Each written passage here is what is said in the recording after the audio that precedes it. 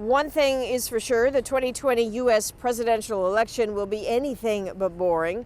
The relationship between the Democrats and the Republicans is hostile, due in big part to the impeachment inquiry.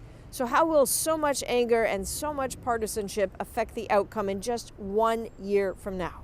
David Frum is a senior editor at The Atlantic. Aaron Blake is a senior political reporter at The Washington Post. And Megan McArdle is a columnist at The Washington Post. Thank you for joining us. So we are in the book room of this old Washington hotel, all sorts of stories of the way the world used to be. Perfect place to talk about what on earth is going on now. So I suppose 1 year out from today, unless something squirrely happens, another hanging Chad situation, Americans will know who their next president is. So David, Donald Trump, second term? Balance of probabilities is no. It's not just that his poll numbers are bad, but that when you look at the people who are against him, they are implacably against him. Most presidents have a soft opposition and a hard opposition. Donald Trump has only hard opposition. It's almost half the country says they will never consider it. But here's the condition.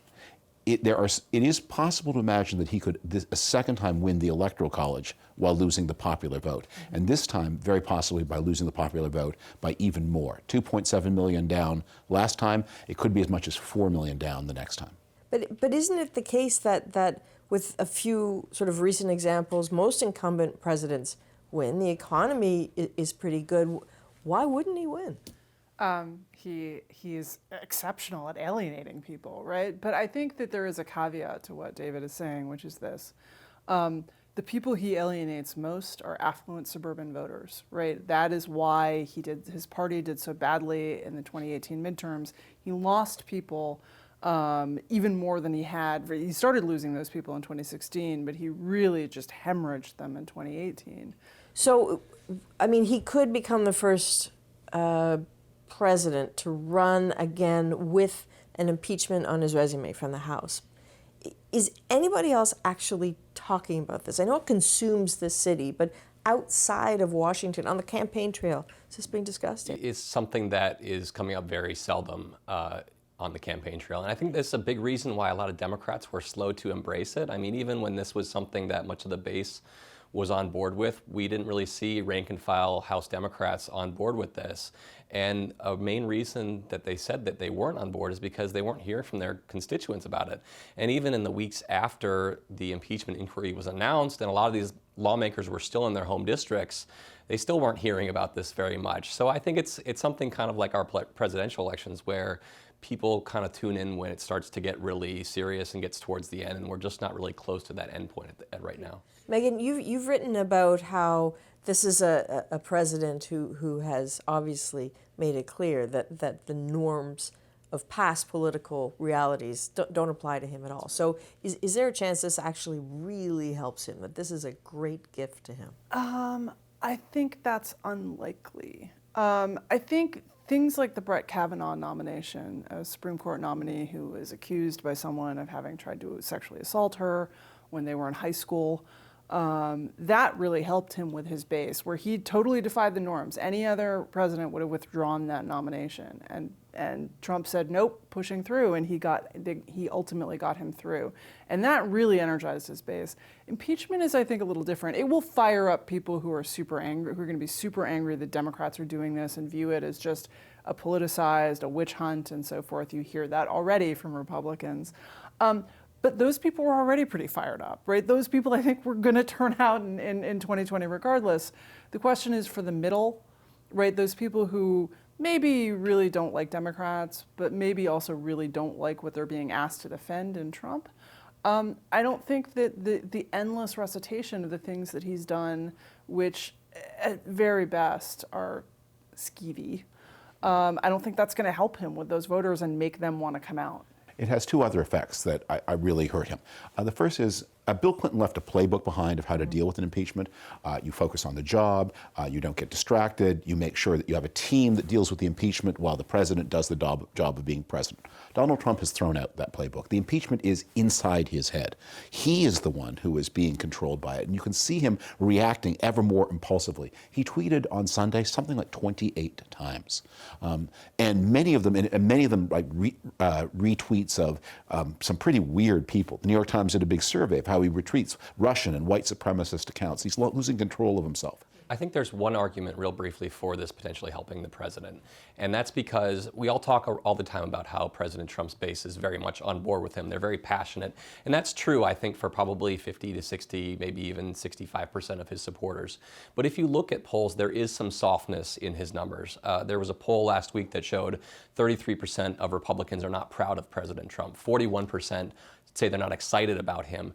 If those people, as they did during the Kavanaugh hearings, move from being somewhat meh on the president to be really feeling like he has been persecuted through this process, that this hasn't been entirely fair to him, I think that could mobilize his base in maybe a way that they wouldn't otherwise be. But I think we may have a recession by next year, right? Like, absolutely could happen, and that's the end of Trump. If that happens, then he is not going to be reelected. Let me ask you about this next year ahead, because as a Canadian, we just finished an election, 40 days, by the way. Climate change, the response to the climate crisis, the economy were big issues. Are we going to hear discussions of issues down here, or is it just going to be a year of what people think about Donald Trump? On the Democratic debate stage, or when we get to the general election? Because the Democrats are debating real issues, right? They're talking about single-payer health care, they're talking about climate change, they're talking about immigration.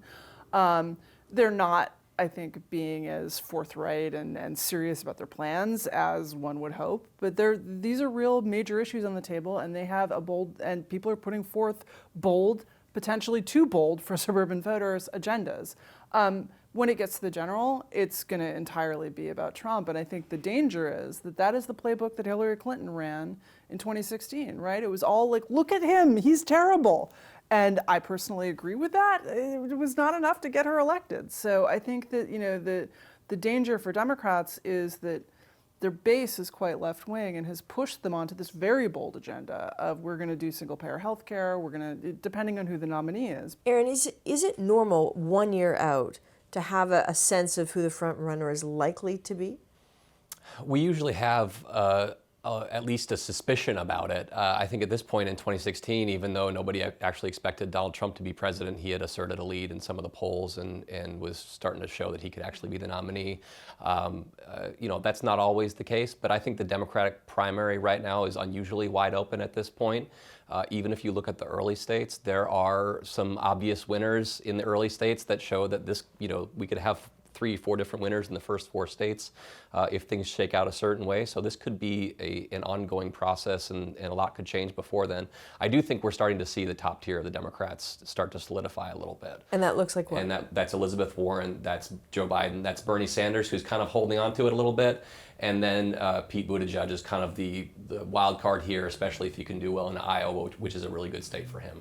What does it say about the divisions in this country if 2020 looks like Elizabeth Warren, who's pretty far on the left, and then Donald Trump, who is pretty far on the right?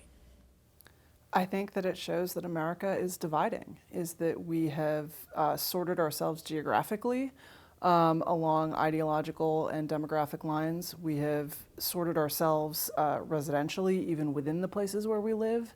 And as we have become more homogenous, it is more and more impossible for us to imagine that the other side might ever have a point. So I think one of the things that's happening in the Democratic world is they look at Donald Trump and they see a weak incumbent, an unpopular president. As you said, given the economy, he should be much stronger, but he's very weak. And a number of Democrats are thinking, why should we do what we must? Let's have some fun. And Elizabeth Warren, for them, represents some fun. So let's take a chance to make some predictions here. 1 year out, not necessarily a candidate, not necessarily a winner, something from this strange political beast that is the United States. Can you make one prediction that we'll see the next year? I think you'll see an amazing level of political engagement. 2018 saw the highest voter turnout in a non-presidential year since before the First World War.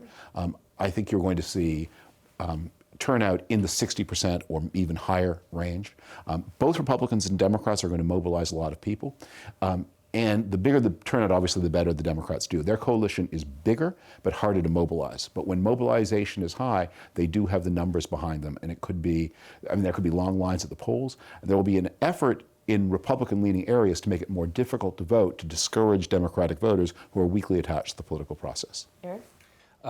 President Trump is impeached.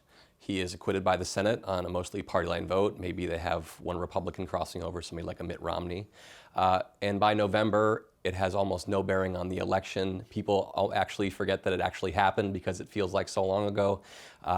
And that's not to say this process is not important. It is important, but I think that views are so hardened that they're going to be hard to move. And especially, Democrats didn't want to impeach the president because they were worried it might help him. I think getting this out of the way before the Democratic nomination process really begins allows for this to kind of fade in the background. Last word to you. Well, I'm mindful of the great physicist Niels Bohr's line that predictions are hard, especially about the future. But I will say that barring a recession, which I think will be a game changer and is entirely possible, that in November 2020, when it's all over and people are looking back, both sides are going to be shocked by how close it was and sort of unable to believe that so many of their countrymen voted for the other person. Okay. Three of you, thank you very, very much. Appreciate that.